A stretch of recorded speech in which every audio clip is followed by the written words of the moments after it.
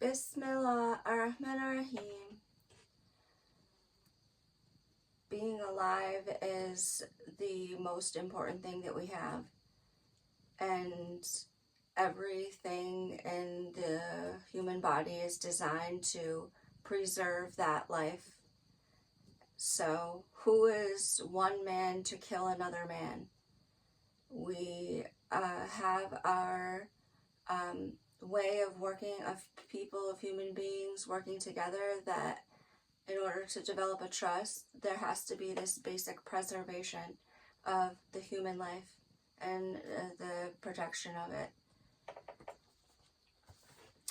So we have laws, and there is one particular crime against humanity, which is known as murder by neglect.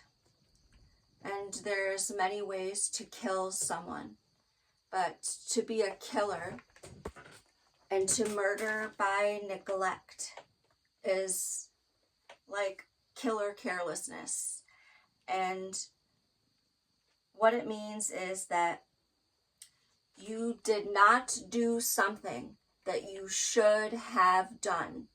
And this not doing of something you should have done is resulting in someone's death, so that they are forever deprived of their life, the most essential, most important, valuable thing.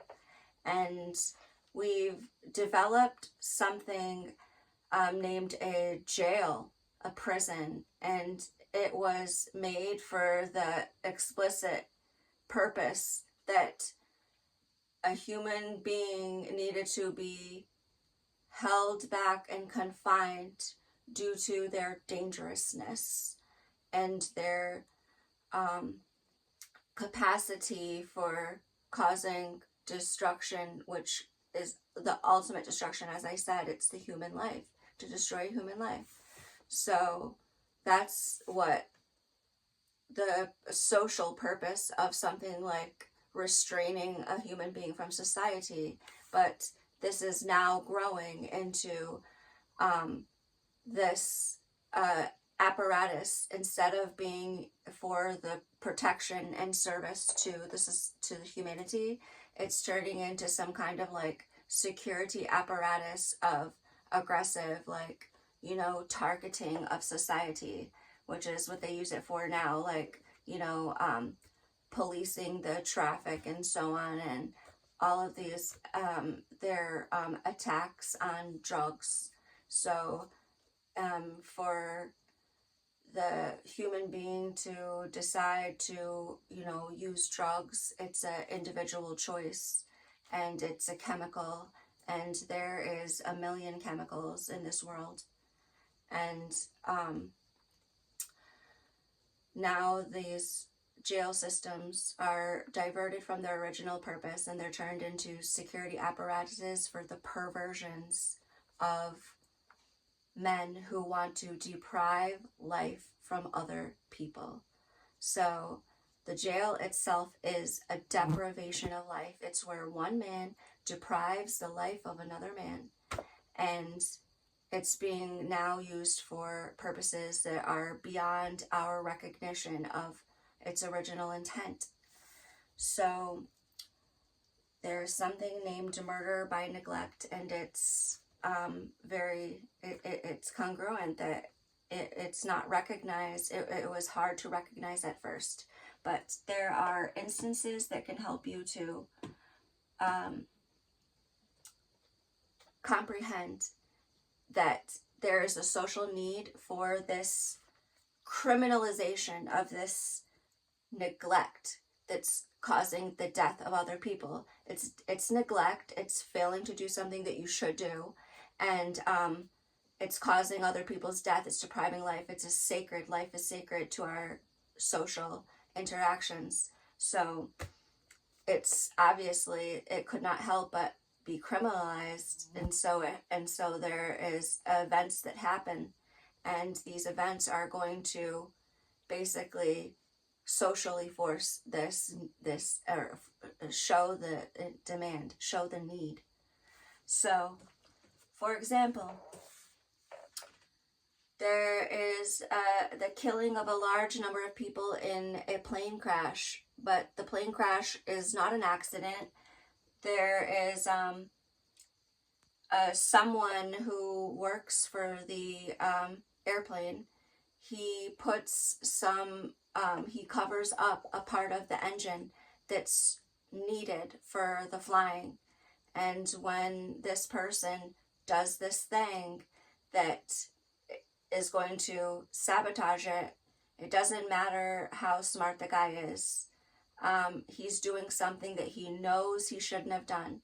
It's an engine. It's gonna hold the human life up into high altitudes and travel, and it's completely wrong to try to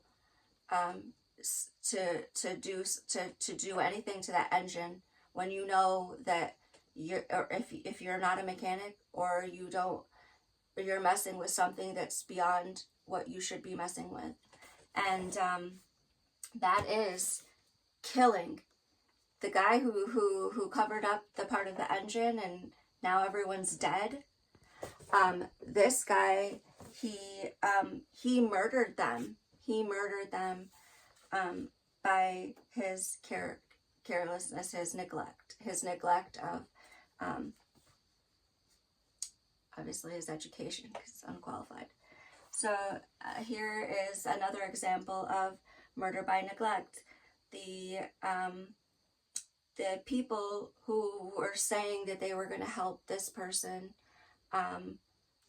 who was having like mental problems and psychosis and acting irrationally.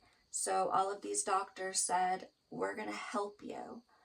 And then this person dies by hunger. They die from starving themselves to death. So because this person is confined and in that care of those people who hold the power, this is the neglect of those caretakers. They neglected it, something that they should have done, make sure she's got the food or intubate her. But they didn't, and because of this hand, it's caused the murder, it's caused the death. So if you have power over other people, like the doctors and like the people at the airport who are just walking around the airplane but decide to do something to it, or even more the pilot, if you're any person in power and you have the power of other people's life in your hands and you don't do something that you were supposed to do, or you do something that you shouldn't have done, that's murder of taking the life, and it's safeguarded, it's protected by our social order. And what do? We remove this person from the society. That is exactly what the jail is for. It's to move the people out of the so they cannot reach the society and hurt them anymore. So, but like I said, it's being used for all kinds of wrongful purposes, like the attacking the society for using drugs. So some drugs you can't do, and if you do the drugs that they don't want you to do, then you are deprived of your life. So there are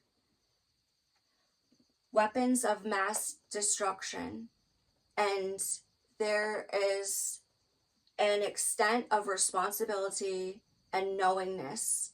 There is events that are taking place, and they are caused by weapons, and this is murder. This is taking the life of people, and I'm going to look at some instances of those. And the situation of Syria at Idlib in northwest Syria. So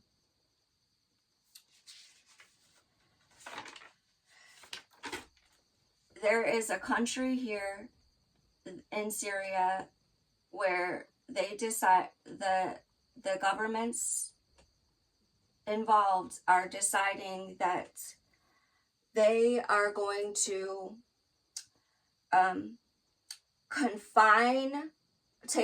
force all of the people to not be able to get out of the war, to not be able to get out of the battlefield, and to make the home, the city where they live, and the streets where they live, to make it a battlefield, to make your home a battlefield, and then to take to not allow you to leave that battlefield of inside your home that they made of your home, and then to not allow you to leave your country, and to further deprive your rights, and all of this is illegal.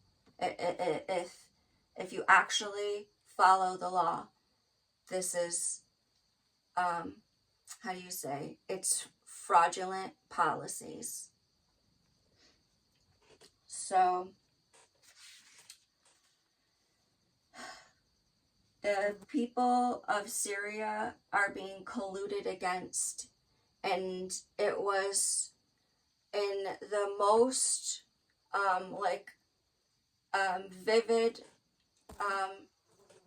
showing when the earthquake happened last year. So last year there was an earthquake in Syria, and I'm going to describe some of the a couple of these really killer events where thousands upon thousands of people are going to be killed by weapons of mass destruction. And I'm going to tell you how this is killer neglect, and it's so glaring. It's going to be everything that is being done to Syria, to the people, all of the deprivation of life that is being done actively here for the last 10 years. And we've seen this transformation, and we've seen this plan unraveling. Everything is all going to be repeated in one day, on the same days where those earthquake is going to happen, and everything that they have been doing to us in Idlib all of this time is all going to be repeated at once in one day, and you're going to see it. You're going to see everything that they slowly, secretly moved around is just going to be right in one moment. And that is when the earthquake happened. So they are telling the people of Syria, they are citizens of Syria.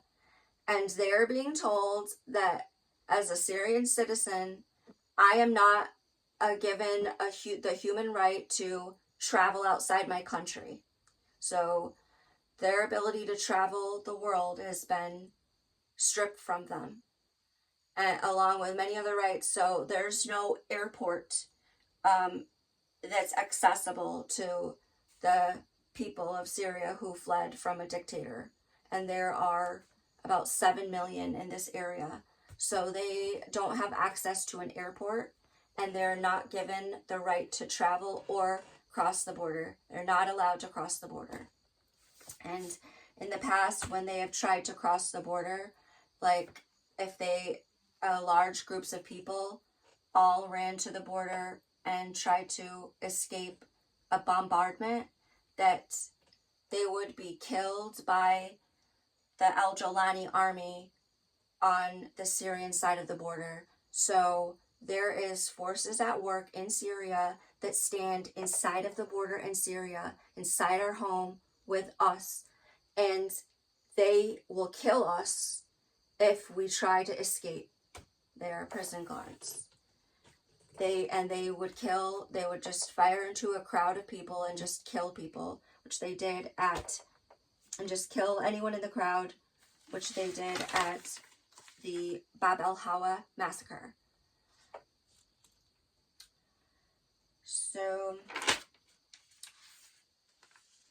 it's a right for them to be able to change their citizenship and to be able to travel freely.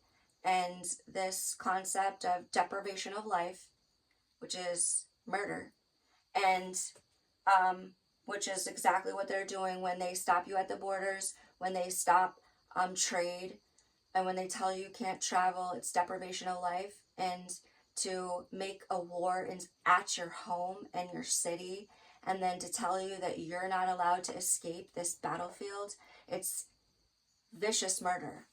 It's the most criminal and violent and sadistic perversion and malicious murdering. Mass murder. It's mass murder.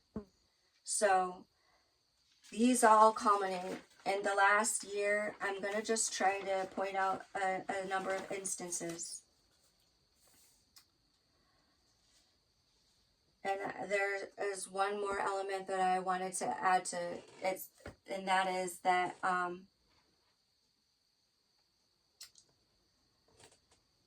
in 2018, in 2017, Iran comes to Syria and says to the dictator there, Assad, who's been killing all of the civilians, it's the most depraved mass murderer. They go to him and they say, we want you to give us money or give us something for helping you and giving you all of these military things that you needed, which we know what they were used for. So they want payment, and they said to pay us back, you can give us the phosphate mines in Palmyra. And the phosphate, it is the top trade of Syria next to gas. It makes billions upon billions of dollars in 1 year. It's way more than taxes could ever make, way more than taxes could ever dream. And in 1 year, and it goes through the Homs and Hama fertilizer plants, and then it gets shipped out to Tartus. So in 2018, Russia secretly gets 70% of the phosphate mine in Palmyra. So we know that the Russians run the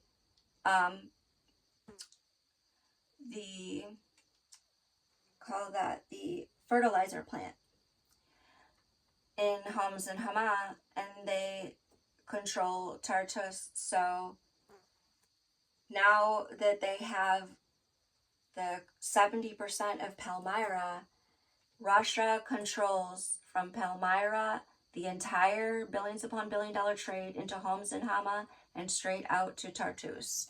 And so in 2018, these Russian businessmen who are Timoshenko, best friend of Vladimir Putin, they're oil traders.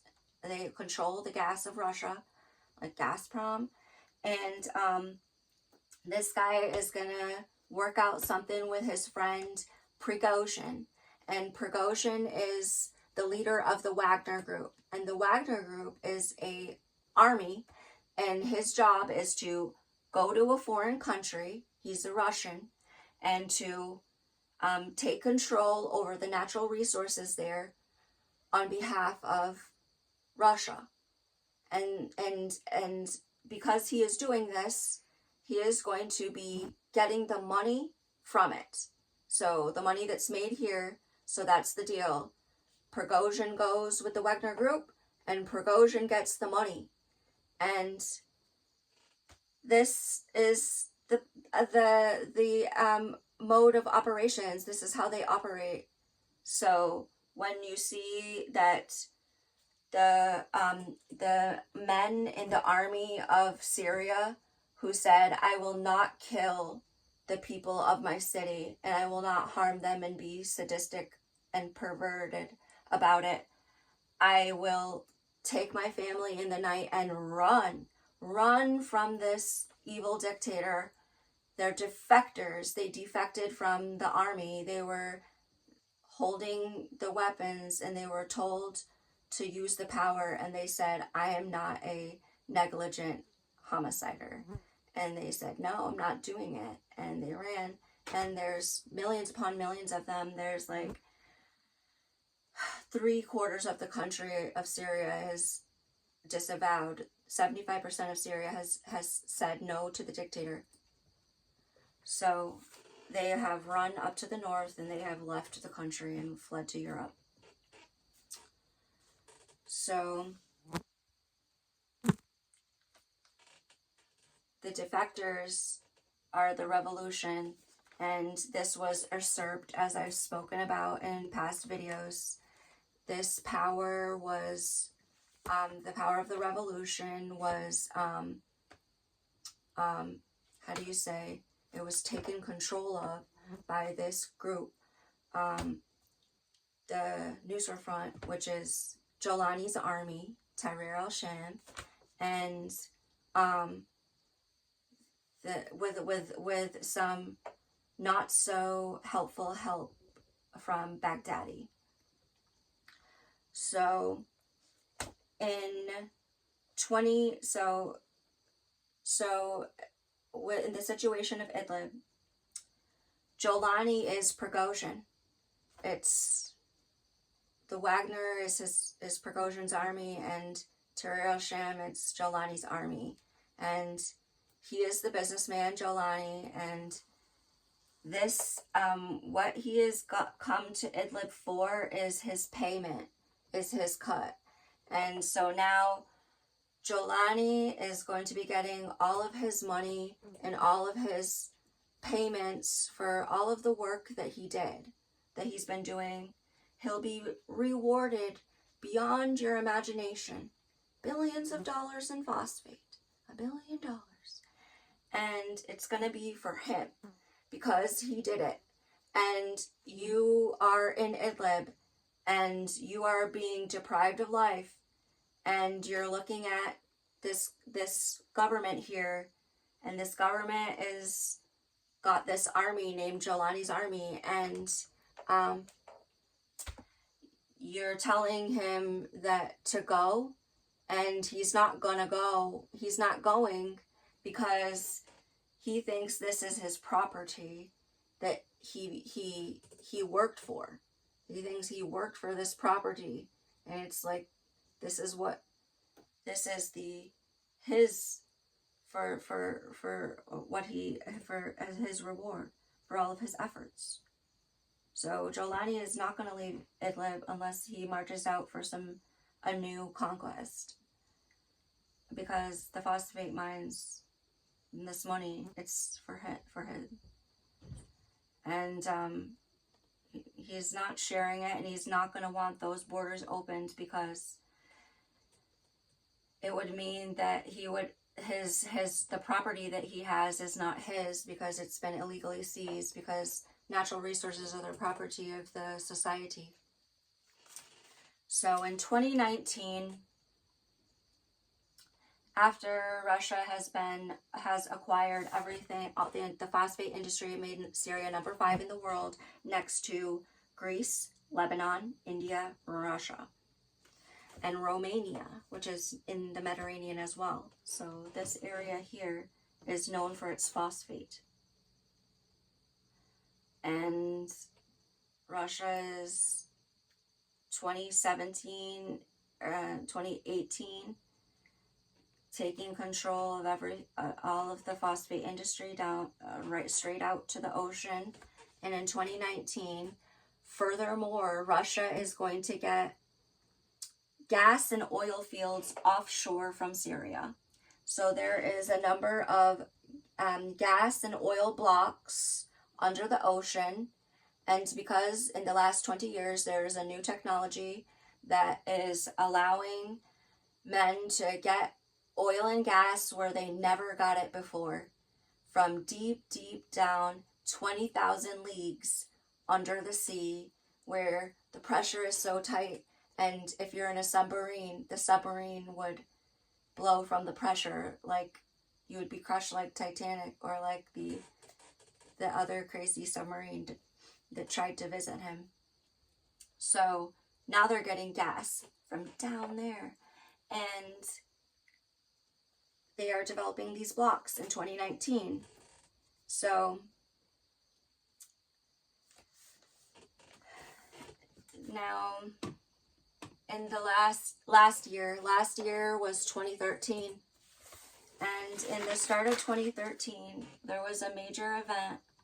It was an earthquake, and this earthquake was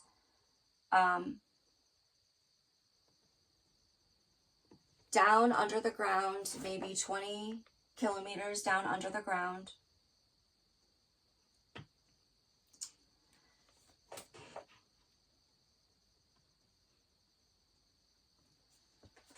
And this red here represents where the earthquake was. What we know about the start of the earthquake is that it is at Gaziantep. So the earthquake happened at Gaziantep. It was a 8.0 that was, here is Gaziantep.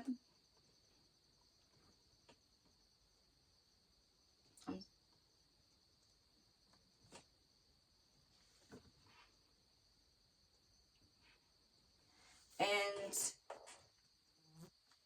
this is where the earthquake started. It happened at 4 a.m. on February 6th of 2023. The intensity of the earthquake was so great. Here is Gaziantep. The earthquake was so strong and so big that all of the ground was cracked open. Like, the earth was cracked open, even though it was 20 kilometers down. The earth, it cracked open, and all of the water under the ground was like shaking. And when the water started moving around, then the water was getting into the rocks around it. When the rocks around it got all this water filling them up, it turns into a jello.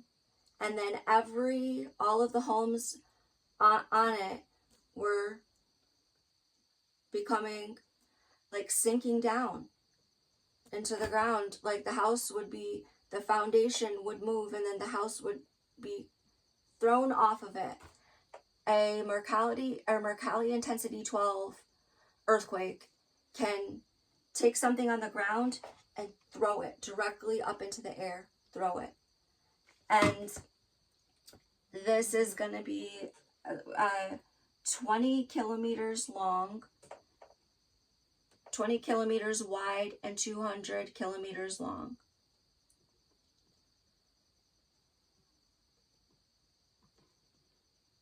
Here is Gaziantep, and this is where the earthquake started. That earthquake is going to be 20 kilometers fat, but 20 kilometers deep. And it's going to be 200 kilometers long. And approximately this way. 200 kilometers long. And the earthquake is going to travel down this way into the soft stomach of this area here between Syria and Turkey, province of Hatay. And that earthquake is going to kill 6 Turkish people for every 1 Syrian person killed. And the people in Turkey who are going to be killed by this earthquake are going to be 55,000 people. So in one night, and 4 a.m., the earth is moving, and it's going to kill in this time more than 60 million people. 60 million. 60,000 people killed in the time of an earthquake. So the 9,000, nearly 10,000 people killed in Syria are going to be north of Idlib. So here's Idlib, and it's going to be north of her in this area, especially around Jindaris and these other cities here around. And it's going to do some damage over in the nearby city of Aleppo. So the earthquake is going to travel from this center here in Gaziantep down this way into the soft stomach. And it's going to even shoot a huge amount of energy through the weaker area where there is like the water aquifer. So because it's just, you can see that there's a river here, and as I've said in the past, that there's where there's water, where there's big streams like this, there must be an underground reservoir, because the production of water is generated under the earth due to the heat and the chemical reactions. So there's going to be a point of weakness. It's going to be like water chambers, and when you send a shock wave through a water chamber, it's just going to easily go through. And that's what we were seeing here when the earthquake happened, and then another earthquake actually was initiated down further here. So there was 2 earthquakes that happened here. They were an 8 earthquake and another nearly 8, and then there was a nearly 8 that happened down south at this end of it. And so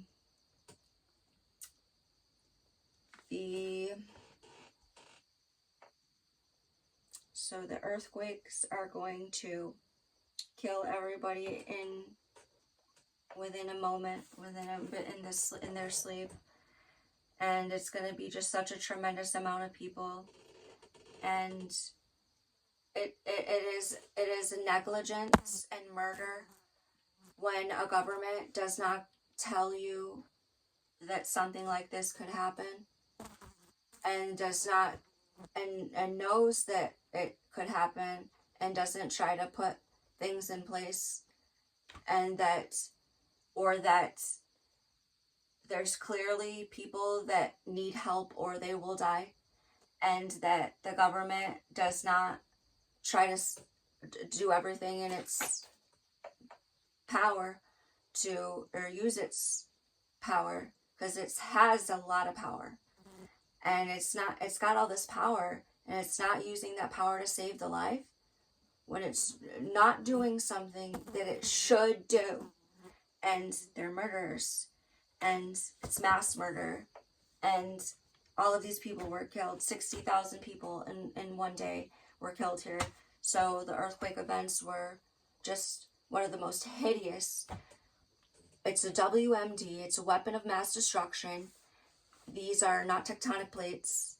They are geological processes that are happening. If you go to this location at Gaziantep, you'll find an American-Turkish resource mining company. And you can, by satellite images, maybe apparently just a surface mine, but it's not. They're not just surface mines. This is the Iron Belt of Turkey, and there are mines. So the one shockwave, so the one blast, so it was initiated. That much power. It was 200 kilometers long and 20 kilometers wide. Like, this is a geological process. This is someone with access to deep underground, and this is an initiation. This is not a tectonic plate. And it's going to cause such a disruption under the ground that all of the chemical movement is going to cause more chemical reactions. It would be like a chemical fire, and then more chemicals are being set off because of this movement. And so for 2 months, for 1 month, this thing is going to be shaking at 4. And just everything, every home, everything that's already felt the damage is going to be more shaken just for 1 month at a 4.0 intensity, which is quite strong. You know, a 4 is strong. And for 2 months, continue to move until it's dissolved its energy, its chemical energy. That's all these chemical reactions happening underground. So this is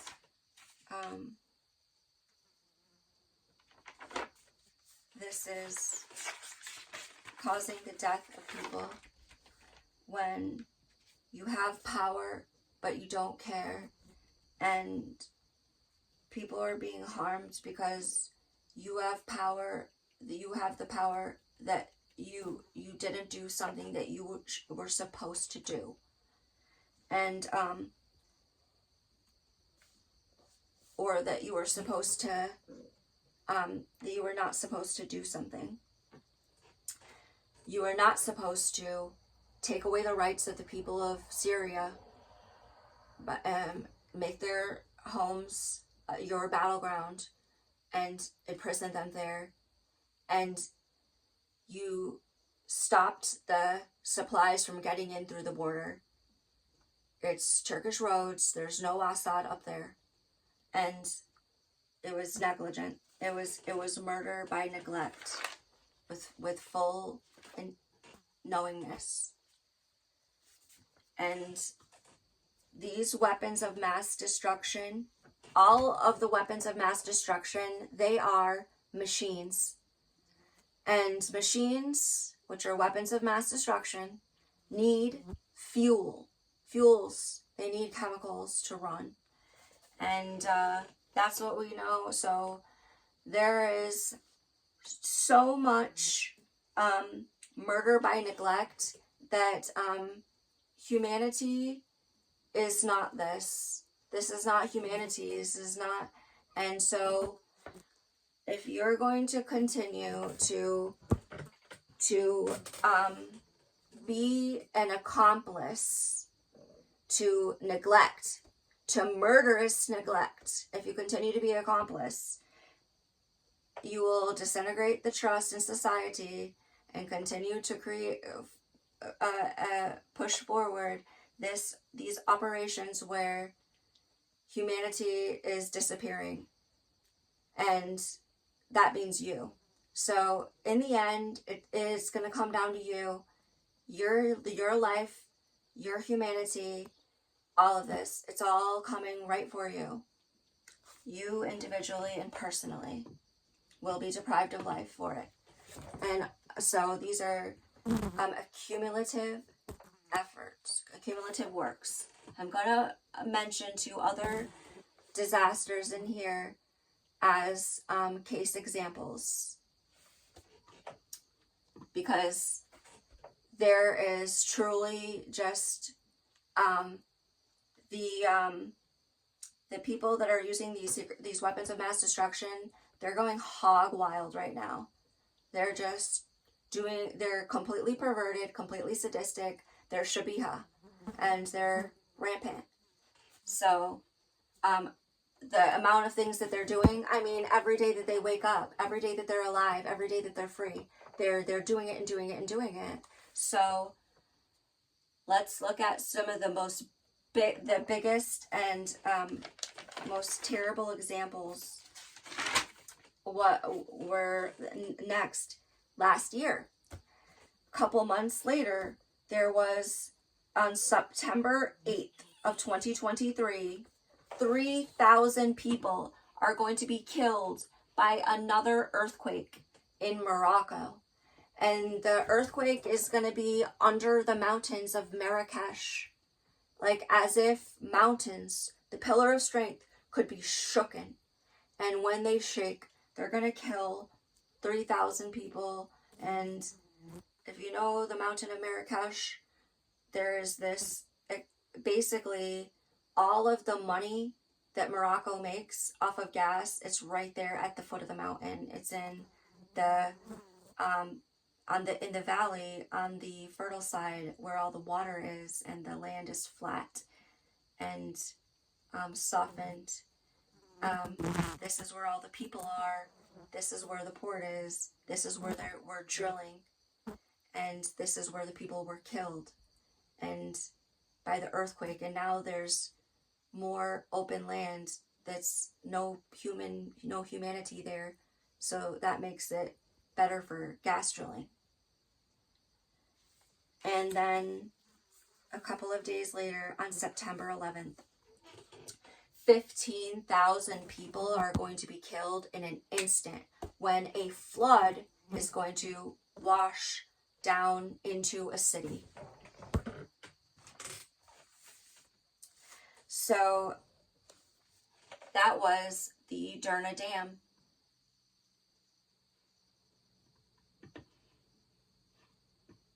And in Derna, it's when the event happened, it's something that I wanted everyone to be able to see, this place where 15,000 people were killed in an instant. And we're going to repeat it. We're going to Derna.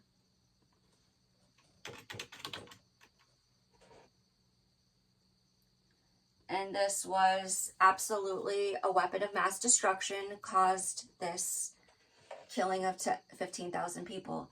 And they did it in a secret way. And that was that they were going to use chemicals in the atmosphere up in the sky. And the way to use the way to make a storm. So what they did was they made a storm.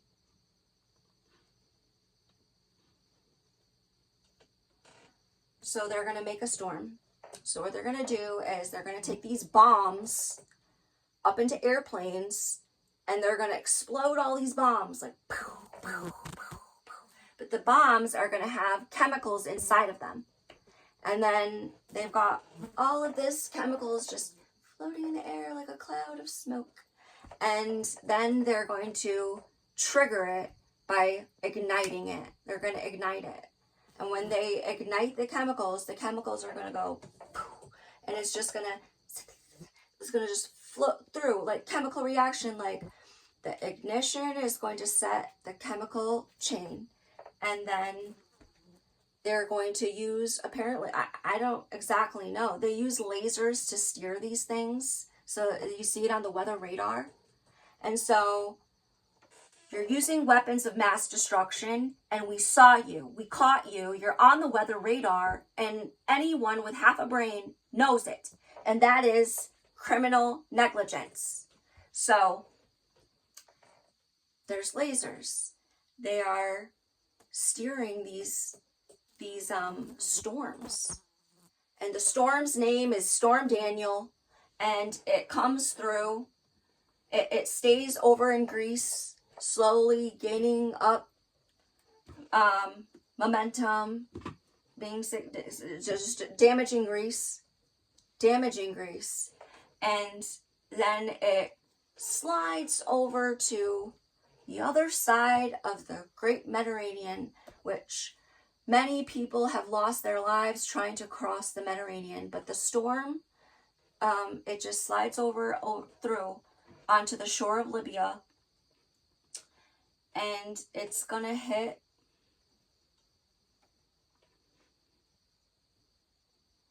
the storm is basically gonna slide through right here, and there's Benghazi that way, and this is Derna, where the intense amount of damage is going to be done, because it's going to be hit straight head on, and because of the geography there.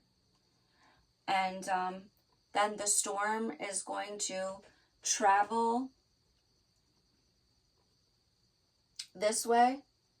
And when the storm gets up over Alexandria, Egypt, the weather radar stations in Alexandria, Egypt are going to fire their lasers, because the weather radar stations, they have these lasers on them.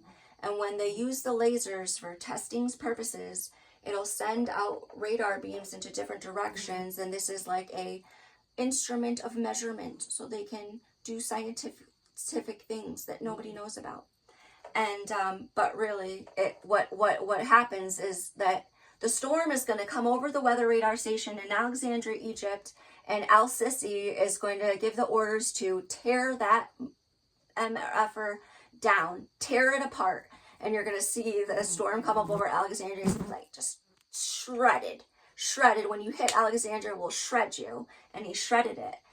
And meanwhile, we're on the ground watching the news roll in, and just the horror, the absolute horror of what they did to these people.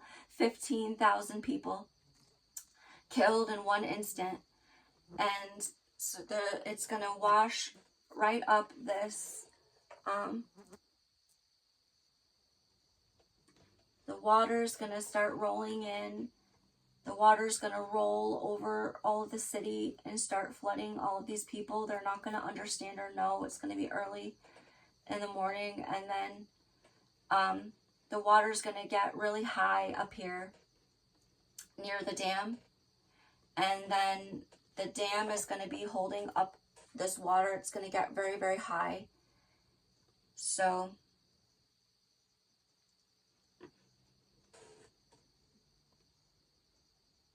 it's gonna get to a critical point, and the water is going to break the dam. And when the dam breaks, the water is gonna come like a tsunami. It's gonna come down through here, and the water is just gonna be channeled with the most horrifying force, like some kind of apocalyptic Hollywood, cinematic insanity. It's gonna come down like insanity. It's called a natural disaster. Well, they say it's a natural disaster. It's not. It's called a weapon of mass destruction. And it's gonna come into, until it comes to this city. And this is a very important port city for Libya, and it is very economically significant. And well, it is economically significant, it's strategically significant, and it was the target for 15,000 people to be killed on September 11th. So those are a couple of the examples of those disasters that have occurred just right here in this area. And the how that first earthquake on the February 6th, which was designed to kill the people here, and when they killed them, they destroyed the economy. They obliterated the economy, because that was the weapon of choice, and that's the outcome. It destroyed the economy, and they did to Turkey and to the Turkish people here exactly what they did to all of Syria for 10 years, and they did it in one instant. They were able to kill all those people in one instant, and it's just horrifying and violation of the social trust that is allowing humanity to thrive. So the planet belongs to humanity, and the only thing that's ever going to control this world is humanity. It's never going to be machines. And if anyone ever tells you that They have the ability to program robots very sophisticatedly. It's all zeros and ones, and then they compile these chains because it has to be transmitted electronically. So to try to say that your network is going to compete with my biological cascades, it's a joke. And humanity will always control this, will forever control this world. So, Allahu Akbar.